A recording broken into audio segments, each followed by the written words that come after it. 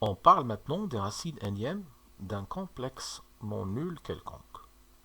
Soit Z un complexe non nul, on appelle racine énième de Z tout complexe U tel que U à la puissance n est égal à Z.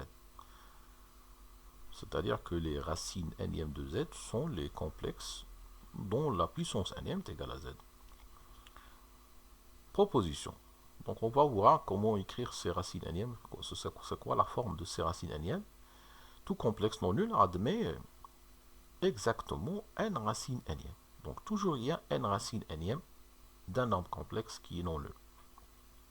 De plus, si Z appartient à C étoile et CU est une racine énième quelconque de Z, alors l'ensemble des racines énièmes de Z est l'ensemble des complexes de la forme U oméga, où oméga parcourt UN, c'est-à-dire l'ensemble des racines énièmes de l'unité.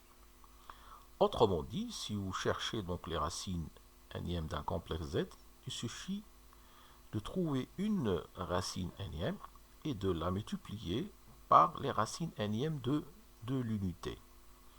Et ça va vous donner toutes les racines énièmes de Z. Comment justifier ceci? Quel que soit R appartenant à C, R à la puissance n est égal à Z, c'est-à-dire R est une racine énième de Z, si et seulement si R à la puissance n est égal à U à la puissance n, puisque U c'est une racine énième de Z, donc U à la puissance n est égal à Z.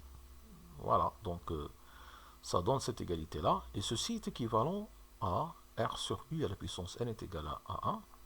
On se permet de diviser par U puisqu'il est différent de 0. Et ceci est équivalent à,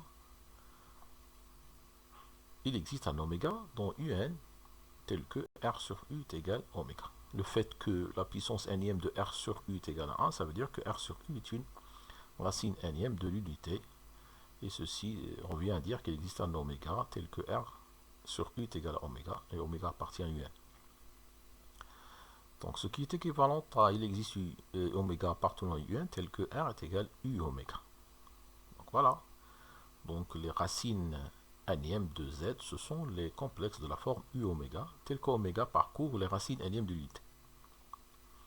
Un corollaire de ceci, si vous écrivez Z sous forme trigonométrique, R exponentielle du I θ, avec R strictement positif et θ dans R, les racines énièmes de Z sont alors les complexes ZK égaux à racine énième de R exponentielle du I θ sur n plus 2 kpi sur n, où k parcourt 0, 1 à n-1.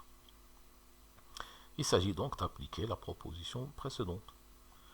On remarque que Z0, si vous prenez ici k égale à 0, ça vous donne Z0 égale racine énième de R fois l'exponentielle du I θ sur n. On remarque que ce complexe-là est une racine énième de Z. Il suffit de calculer la puissance énième de Z0. Vous aurez ici R et ici l'exponentielle du I θ. Donc ça vous donne Z. Voilà, donc c'est une racine énième de Z. Il suffit alors de multiplier Z0 par les racines énièmes de l'unité qui sont, comme on a déjà vu, l'exponentielle de 2i kpi sur n où k parcourt 0, 1 à n-1. Ce qui donne les complexes ZK de l'énoncé. En faisant la multiplication de ça par ça, donc ça vous donne le ZK de l'énoncé. Quelques exemples. On a moins 9 est égal à 9 exponentielle du IPi. On a écrit moins 9 sous forme trigonométrique pour qu'on puisse chercher donc les racines quatrièmes. Les racines quatrièmes de moins 9 sont alors ZK, racine carrée de 3, puisque c'est une racine quatrième de 9, c'est la racine quatrième de 9 en fait, fois l'exponentielle de I de K plus 1 pi sur 4.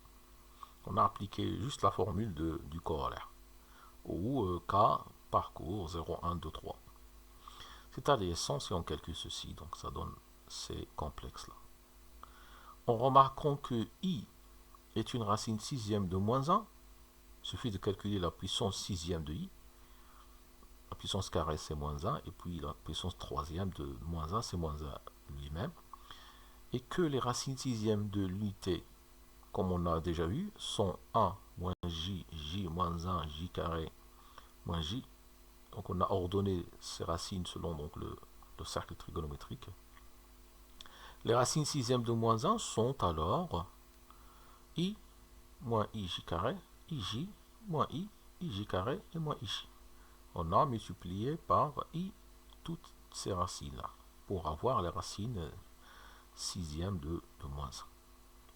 Voilà, donc on a terminé cette partie sur la représentation des complexes et les différents éléments qui concernent les complexes. Et dans la deuxième partie, on va voir les complexes dans la géométrie plane.